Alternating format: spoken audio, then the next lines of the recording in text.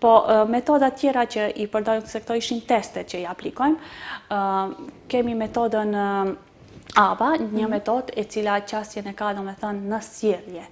Bazot në sjellje dhe ndihmon fëmijët që të përmirësojnë sjelljen, të rrisin aftësitë e tyre dhe të bëhen të pavarur në jetën e përditshme.